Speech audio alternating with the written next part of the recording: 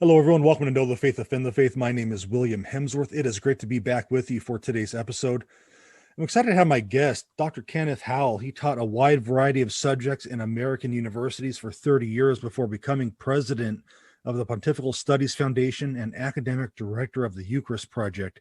He is dedicated to fostering a wider and deeper knowledge of the central sacrament of the Church by providing translations of the Church Fathers on the Eucharist. Dr. Howell, how are you doing today? Doing well. Thank you, William, for having me. This is a great privilege. Oh, it's definitely my pleasure to have you on to talk about this great book that we're talking about. You released a book recently in January called "Mystery of the Altar: Daily Meditations on the Eucharist." Now, before we get into the book, I mean, you've done a lot of work and study on the Church Fathers. Can you tell us maybe how they have impacted your life? Yeah, in fact, back in the 1990s, I was teaching in a Protestant seminary, a Reformed seminary. That was the name of it, in fact, Reformed Theological Seminary in Jackson, Mississippi. And I began reading the Church Fathers kind of casually at first. And then I started teaching a course in which we read them more systematically. And as I delved into them, I began to realize that there was a world here that I was unfamiliar with. Now, for many people who don't understand the Reformation of the 16th century, it's important to know that the question that the Protestant reformers posed, this was Luther, Calvin, Zwingli, others, the question that they posed was very good. It was a good question. The question was, well, whose faith and order? Was it the Roman Catholics, or was it the Reformed or the Lutheran, whoever?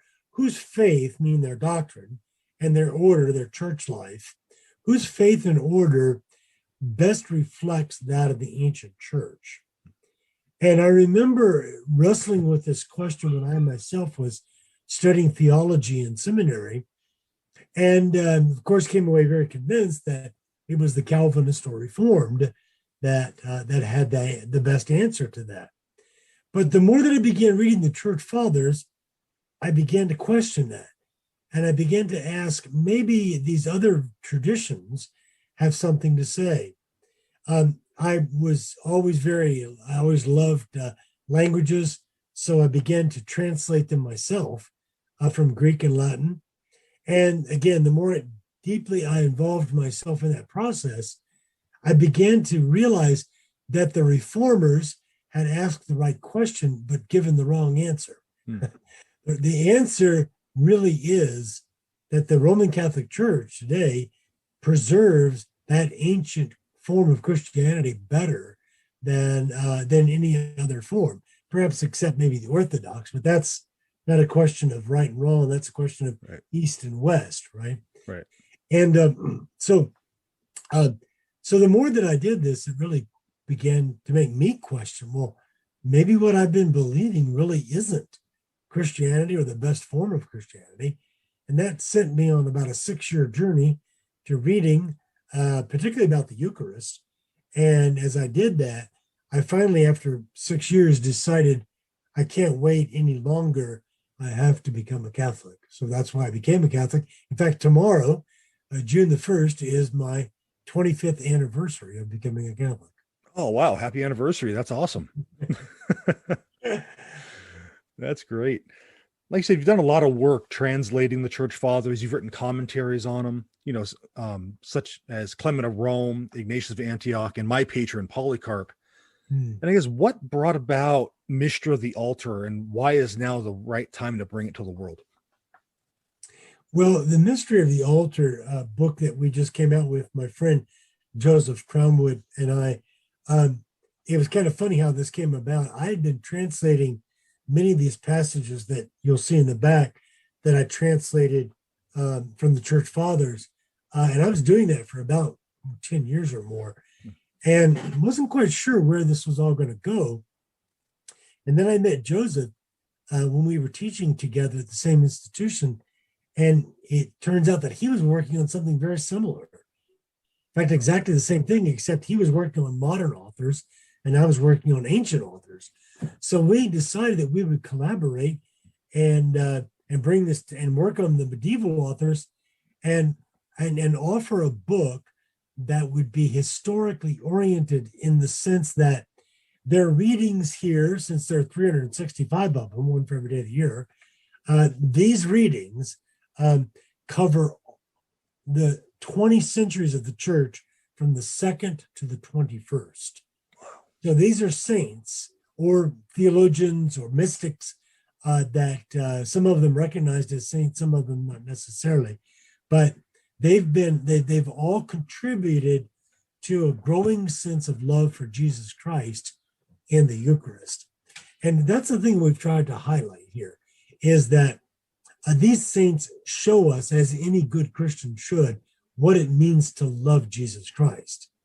And to love Jesus Christ means to love the Eucharist, because the Eucharist is Jesus Christ under the appearances of bread and wine. So we're bringing this out at this time because I think in God's providence, this is the need of the hour. It is to bring people back to Jesus Christ.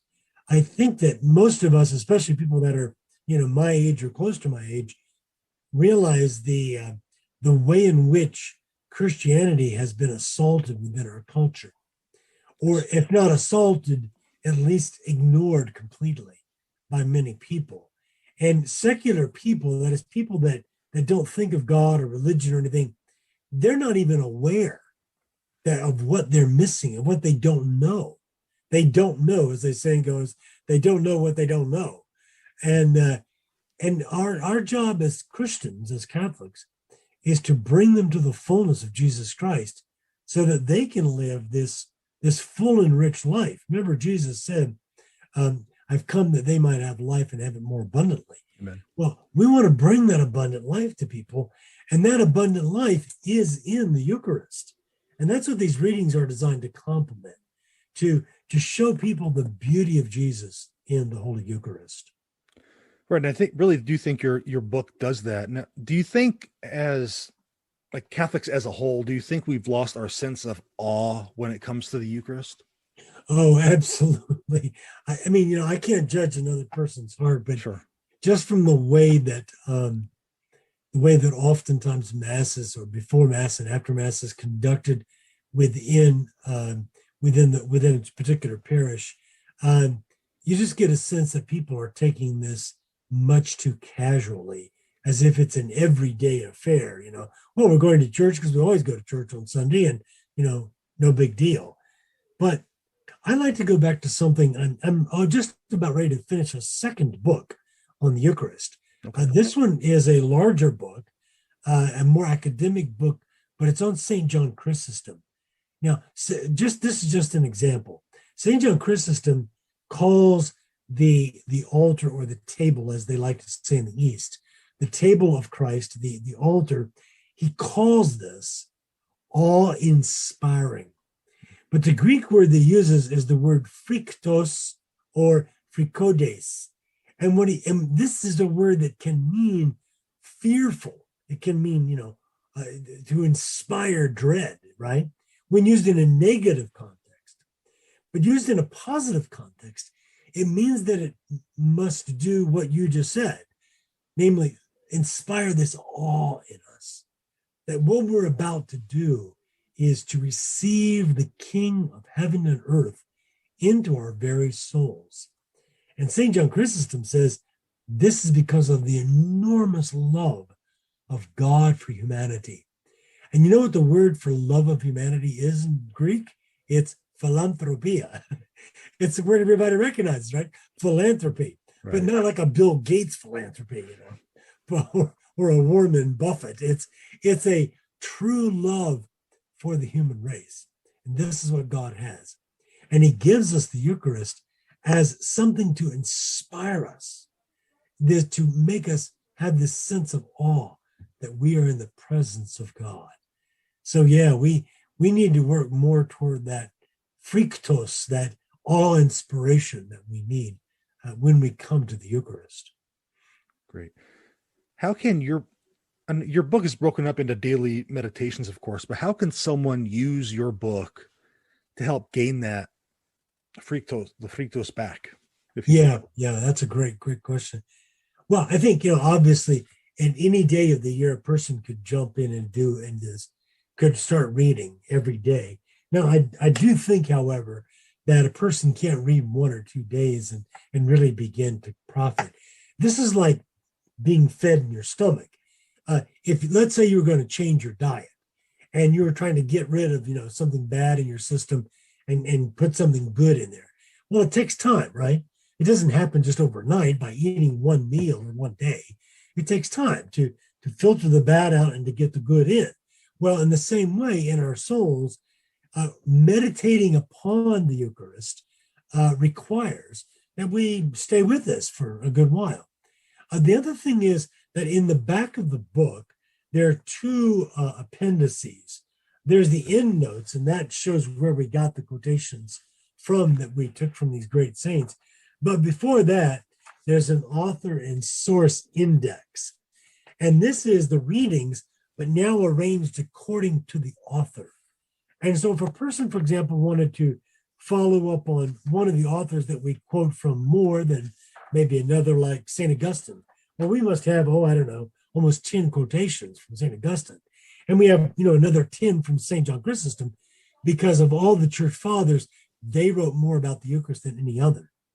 So it's natural that we would take more from them. Some great saints we have a few from, like Ambrose of Milan, St. Ambrose. He was St. Augustine's mentor and the man who baptized him. Some we have just one reading, but the person could use that index or that author index to study maybe a particular author or a particular period of time, like maybe the 13th century.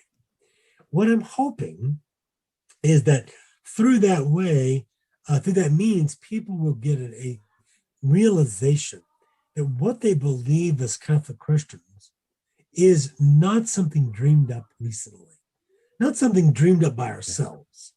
It's not our theology. This is the faith of the church from its very beginning. Yes. And all we've done is grow in our understanding both of the content and especially of the devotion to the Eucharist. Because the Eucharistic of today is something that has grown over time in the Western world.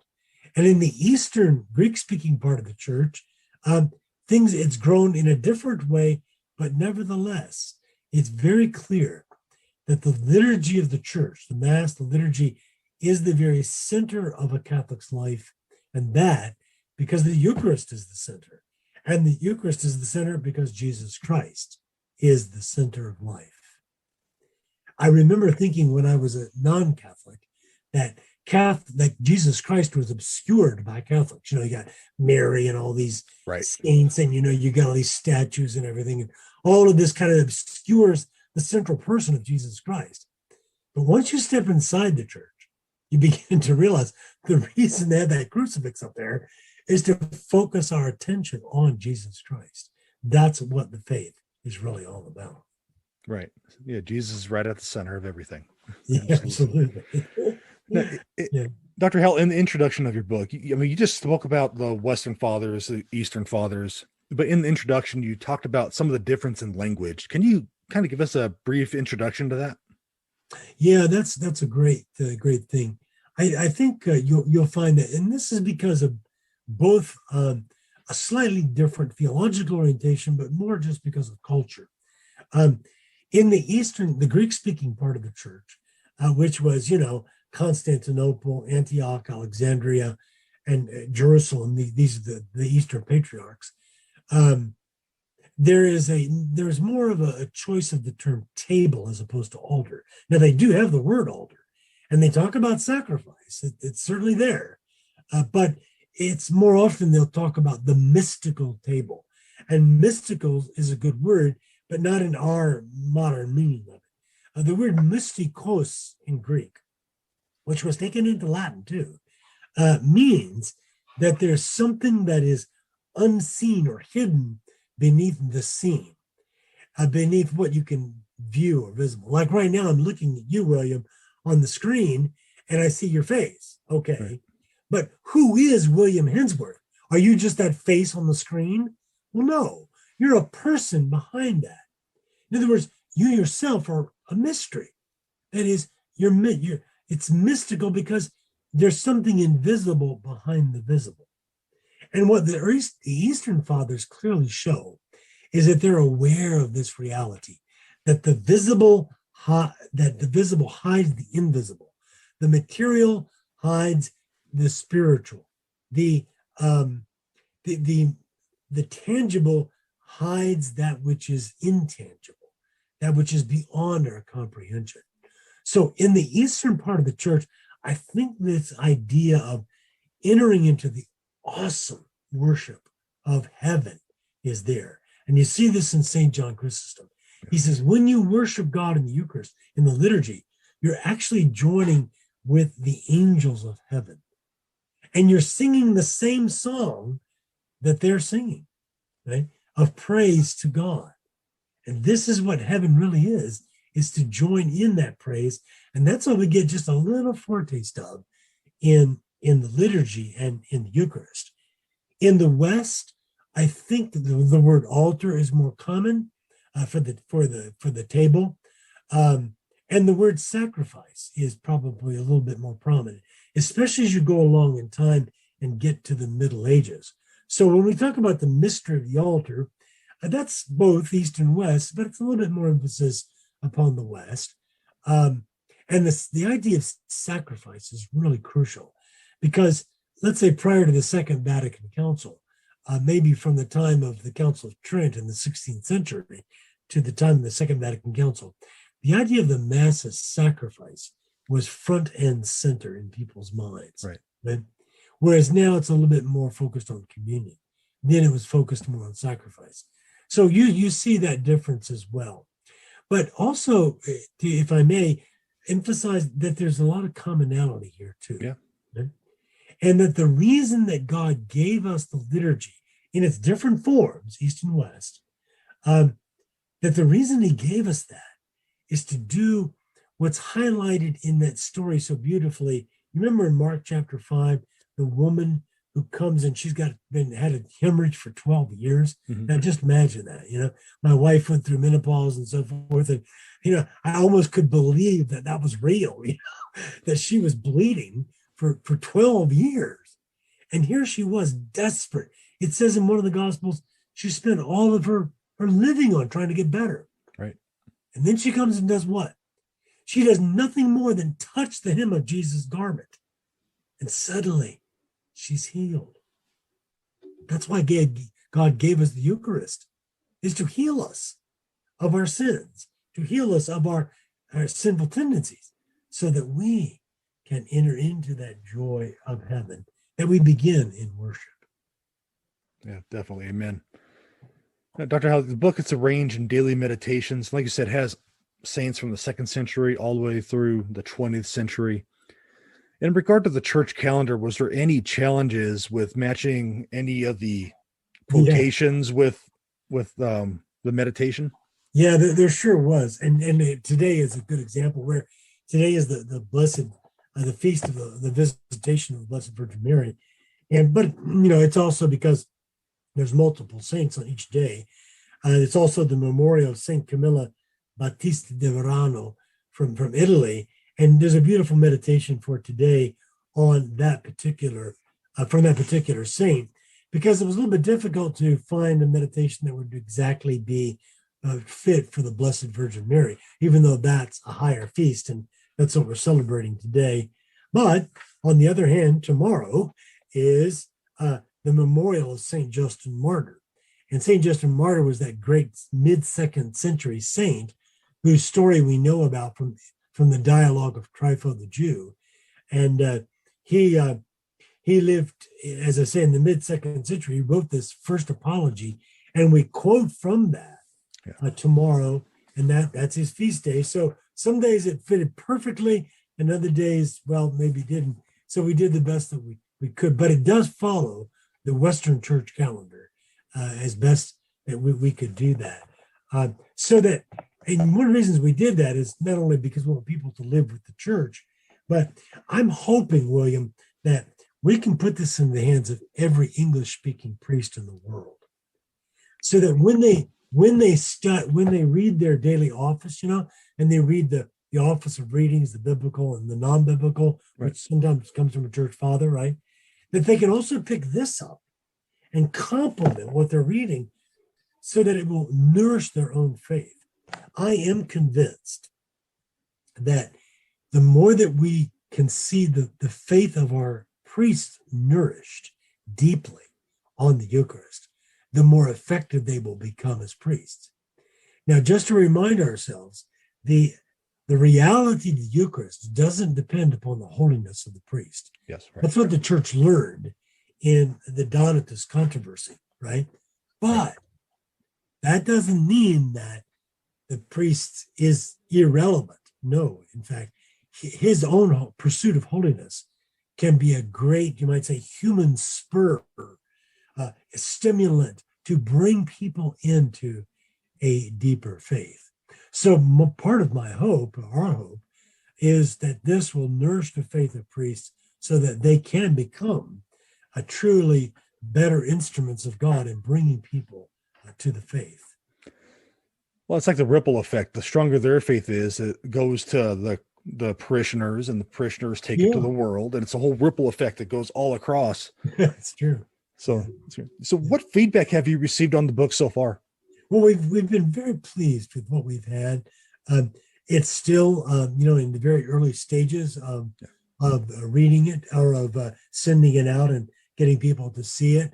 But the feedback we've gotten so far is that people are loving it. My own pastor uses it in the morning as he sits before the Blessed Sacrament in his own prayer, as well as others there. What I'm hoping too, William, is we're looking for financial ways to actually send this gratis to every local ordinary in the country. And my hope is that when they see it and they use it, they can then maybe recommend that to their priests. And, sort of, as you say, a ripple effect, it'll filter down to other people. Whether it's successful for our sake, I don't care. Whether it's successful for the sake of the kingdom of God, whether it's going to build people's faith, that's what we really want this to happen. And there's so much more to learn too. I mean, we could have done a second book like this with completely different quotations because there's so much to be done. But what we have done, we hope, will be a great spur or boon to people's faith. Now, Dr. Howell, with the time that we have left, can you tell us a little bit about the Eucharist Project?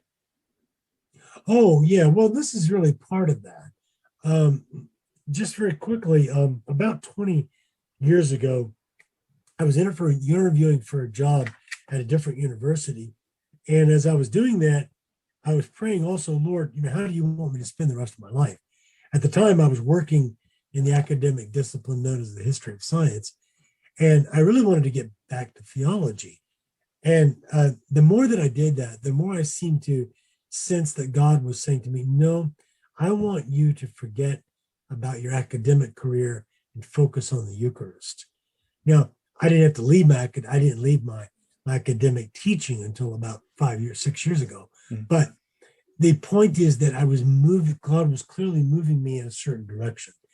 And so that's when I began translating the Church Fathers very extensively, not knowing where it was all going to go. But this project is of course, been completed. We may do others like it. But I mentioned the second book that I've got done, that I'm just about on the cusp of finishing, by St. John Chrysostom, or about him. And then after that, there's going to be a number of works that I hope will be more along the lines of that people can use. I've already got a title for one of them. I'm calling it Deceptively Simple.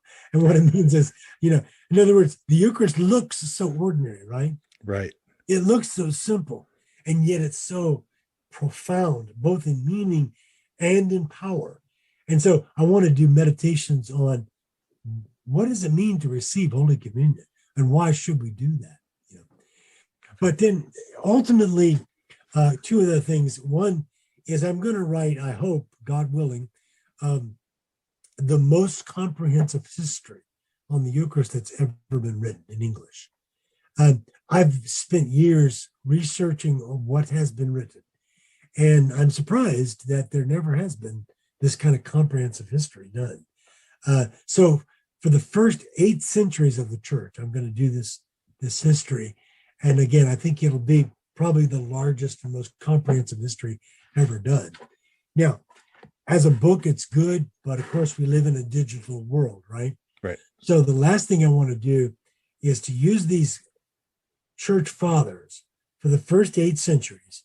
I want to take the quotations that I've translated and I want to put them up on a website that has both the original Greek or Latin and then an facing page English translation. Oh, wow. Okay.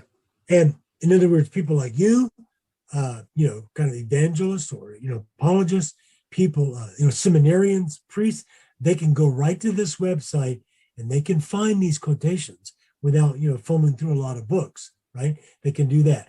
And then again, God willing, and, the creek don't rise, I can get my friends in France, in Germany, in Italy, in Spain to do those translations of the Greek and Latin into their native languages. So it'll be in multiple languages. And so people can go to this website. If they can't read Greek or Latin, they can look at the English. But if they can, and hopefully, I hope that happens more and more, that people will return to this understanding of Latin. They can go to the Latin fathers like Augustine, Ambrose, and others, and they can go to the Greek fathers, and they can get these things. And I hope this will be a resource, until the Lord returns in glory. So that's our goal. That's great. Great goal. Look forward to that, how that develops for you. That sounds great. I would love to see that. So where can our listeners grab the book and maybe learn more about you and what you're doing?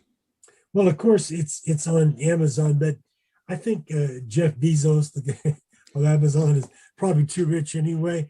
So let's use. I encourage people to go to Emmaus Road. Let's see. I think it's Emmaus Road Press. No, it's emmausroad.org.